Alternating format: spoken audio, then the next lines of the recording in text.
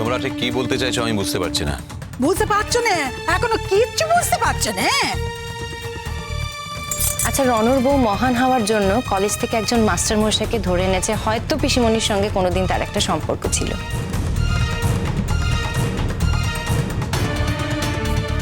এখন এই দুটো মানুষের মিল করিয়ে যদি রনর বউ কৃতিত্বের অধিকারিণী হতে চায়, তাহলে তোমরা বাধা দিচ্ছ কেন?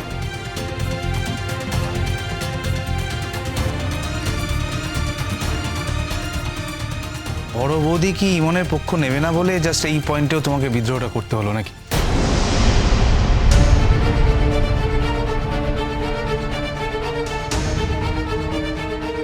What do you mean by that? Very simple, তুমি তো ইমনকে পছন্দ করো না, তাই ইমন যদি একটা মারাত্মক ভালো কাজও করে যেটা এই পরিবারের কেউ কোনোদিন করার চেষ্টা করেনি বা করার কথা ভাবেনি, তাহলে তুমি সেটাকে ছোট করে দেখবে।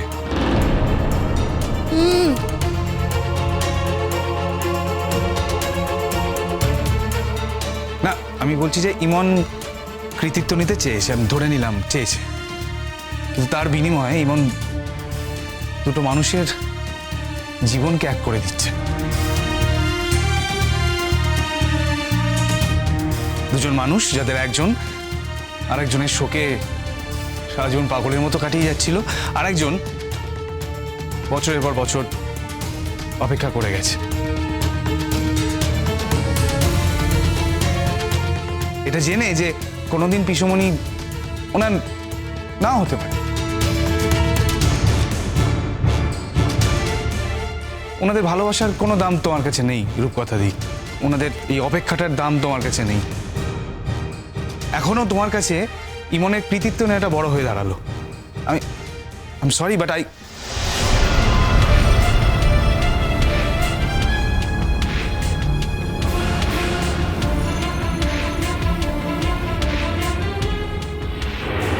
আপনি তখন থেকে দাঁড়িয়ে রয়েছেন কেন?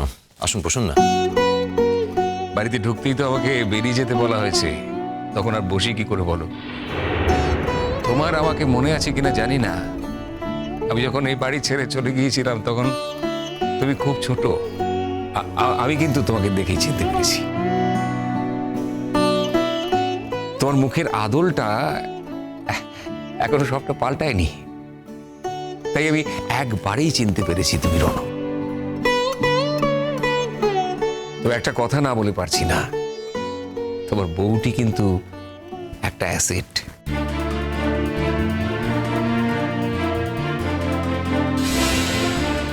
ওকে যত্ন করে রেখো।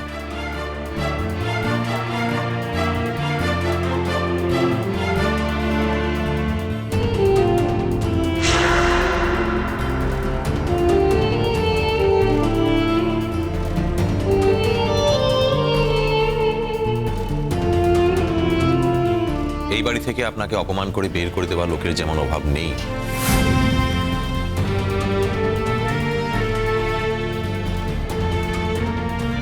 তেমন আপনাকে যত্ন করে অভ্যর্থনা করে নিয়ে আসা লোকের কিন্তু অভাব নেই।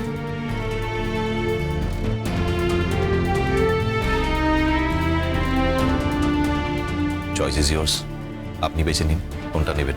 বাহ, ভারী সুন্দর কথা বলতে শিখেছো তো তুমি। আসলে তোমাকে এত ছোট দেখেছি তখন তো। এটা কিন্তু এখনো আমার প্রশ্নের উত্তর হলো না। এসেছি যখন, ফিরে যাব বলে তো আসিনি। যতক্ষণ না কুমুর ব্যাপারে কোনো সিদ্ধান্ত নেওয়া হচ্ছে ততক্ষণ তো আমাকে থাকতেই হবে। স্যার, আপনি অনেকক্ষণ ধরে দাঁড়িয়ে আছেন, প্লিজ বসুন না। না,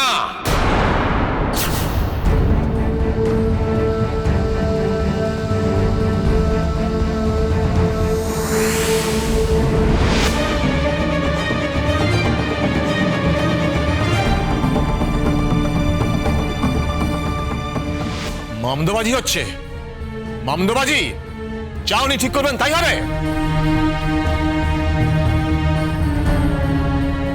হ্যাঁ হ্যাঁ হ্যাঁ, প্রশ্রয় দিয়ে দিয়ে মাথায় তোলা তো অনেক নখ আছে না এগনে?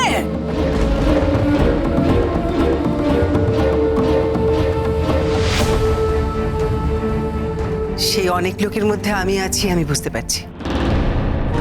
কিন্তু ভাগ্যিস প্রশ্রয় দিয়ে মাথায় তুলেছিলাম, নইলে আজ এমন একটা অপূর্ব দৃশ্য তো আমি দেখতে পেতাম না। অনন্য, আমাদের কুমুদিনী তোমার সঙ্গে যাবে, তুমি ওকে নিয়ে যাবে ভাই? আজই কি নিয়ে যাবে? তাহলে আমি বরং একটু সাজিয়ে গুছিয়ে দিই।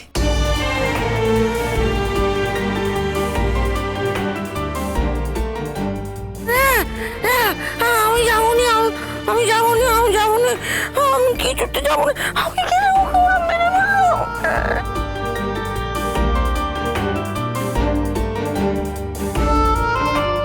কুমুর খুব ইচ্ছে ছিল ওর আর সকলের মতোই এই সানাই বাজিয়ে, লোকজন হইচই, আলো টালো দিয়ে, বেনারসি পরে,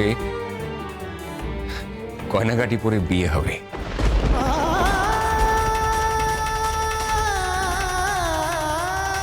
আমি জানি কুমুর সেই ইচ্ছে পূরণ করা সম্ভব হবে না এই বাড়ির পক্ষ থেকে।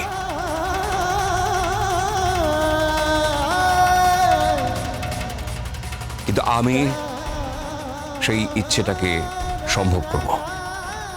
কাজেই আমাকে দয়া করে একদিনের সময় দেওয়া যায়?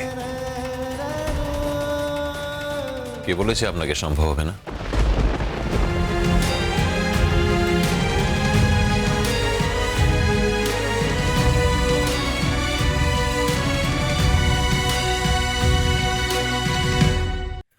হনতুন্দি, হনতুন্দি, এখন কি আমাদের এই হাবলি পিসমনির আবার বিয়ে হবে নাকি গো? হ্যাঁ, ধুমধাম করে। কপাল, ভগবান। বারে রণকে ওর বউয়ের সাথ দিতে হবে না?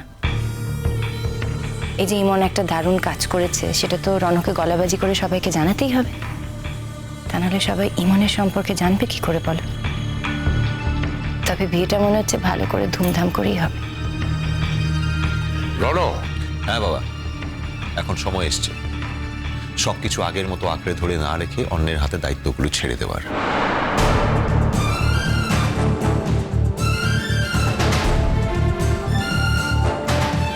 এতদিনে তোমরা যা করতে দাওনি, অথচ আমরা করতে চেয়েছি, এখন সময় এসছে তোমাদের আমাদের সেই কাজটা করতে দেওয়ার। ক্লিয়ার?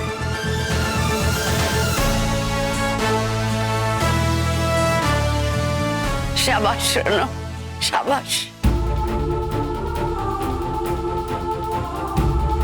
তুই ঠিক কথা বলেছিস, মনের মতো একটা কথা বলেছিস।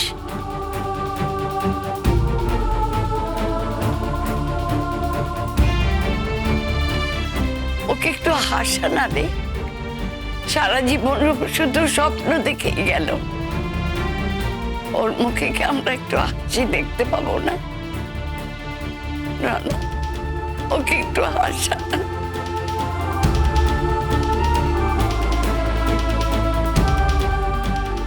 তোরাই পারবি রণ, আমরা আছি সঙ্গে। সব কেলেঙ্কারির কথা ভুলে যা। কিসের কেলেঙ্কারি রে? দুজন দুজনকে ভালোবেসেছিল, এর মধ্যে কেলেঙ্কারিটা কোথায়? বংশ ধুয়ে কি জল খাবে? জাত ধুয়ে কি জল খাবে? আজ আমার বাচ্চা থাকলে এই বিয়েটা হই হই করে হতো। বাচ্চা নেই, কিন্তু তুই তো আছিস। তোর উপর আমাদের অগাধ আস্থা আছে বাবা। তুই আর ইমন এদের দুজনকে এক করে দে।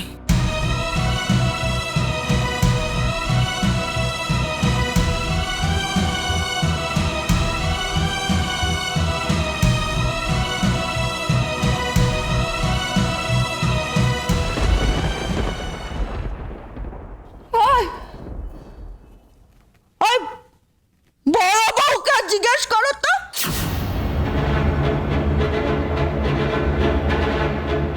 আমাদের উত্তরটা কোথায়?